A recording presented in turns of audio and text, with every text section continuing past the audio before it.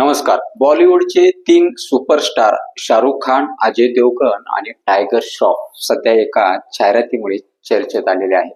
महाराष्ट्राच्या अन्न व औषध प्रशासनाने म्हणजेच एफडीने या तिन्ही कलाकारांना कारणे दाखवा नोटीस बजावलेली आहे. विशेष म्हणजे या नोटीसला 15 दिवसाच्या आत उत्तर देण्याच्या सूचनाही देण्यात आलेल्या आहेत. तसेच सोशल मीडिया प्लॅटफॉर्मवरनं संबंधित जाहिराती हटवण्याच्या सूचना दिल्याचं माहिती समोर येते. पण या कारवाईनंतर सर्वात महत्वाची प्रतिक्रिया आलेली आहे ते एफडी आयुक्त तुकाराम मुंढे यांची. तुकाराम मुंढे यांनी स्पष्ट शब्दात सांगितलेला आहे, हा विषय केवळ एखाद्या सेलिब्रिटी पुरता मर्यादित नाही.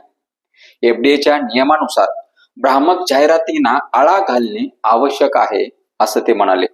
मुंढे यांच्या म्हणण्यानुसार 2018 पासून या संदर्भातील नियम लागू आहेत आणि त्यानंतर अशा प्रकरणामध्ये कारवाई पण सुरू झालेली आहे. त्यांनी स्पष्ट सांगितलंय, कोणताही व्यक्ती असो, कोणतेही माध्यम असो, जर जाहिरातीत सत्य माहिती दिली जात नसेल तर ते गैरकृत्य मानलं जाईल. आता मुद्दा आहे तो विमल इलायचीच्या जाहिरातीचा. एफडीएच्या म्हणण्यानुसार ही जाहिरात प्रत्यक्षात विमल पान मसाल्याची आहे. अप्रत्यक्ष किंवा सरोगेट प्रचार असल्याचं यात मानलं जाते आणि याच कारणामुळे शाहरुख खान, अजय देवगण आणि टायगर श्रॉफ यांना नोटीस बजावण्यात आलेली आहे. तुकाराम मुंढे यांनी आणखी एक गोष्ट स्पष्ट केलेली आहे, भ्रामक किंवा सरोगेट जाहिरातींना परवानगी दिली जाणार नाही आणि नियमाचं उल्लंघन करणाऱ्या जाहिरातदारावरती कारवाई केली जाणार आहे. त्यामुळे आता अशा गोष्टीला आळा बसेल. सरोगेट जाहिरात म्हणजे नेमकं काय? दारू, गुटखा, पान मसाला किंवा तंबाखूजन्य पदार्थाच्या थेट जाहिरातीवरती कायदेशीर निर्बंध आहेत.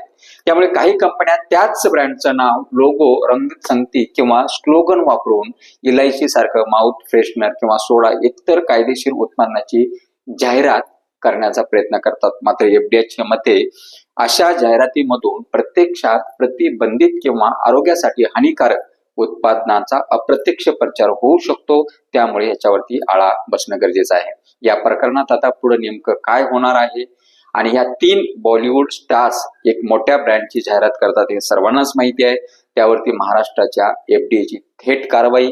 त्यामुळे आता त्यांना 15 दिवसात या तिन्ही कलाकाराकडून काय उत्तर मिळतं आणि त्यानंतर एफडीए कोणती भूमिका घेतं याकडे मात्र सर्वांचं लक्ष लागलेलं आहे. तुम्हाला या प्रकरणाशी काय वाटतं? सेलिब्रिटीनी जाहिरात करण्यापूर्वी त्या उत्पादनाची माहिती नसेल का? किंवा माहिती घेऊन जाहिरात करत नसतील का? किंवा सर्व कायदेशीर बाजू तपासून जाहिरात करत असतील का? तुमचं मत काय आहे? तुम्ही ही कमेंट बॉक्समध्ये कमेंट करून नक्की कळवा. जय हिंद, जय महाराष्ट्र.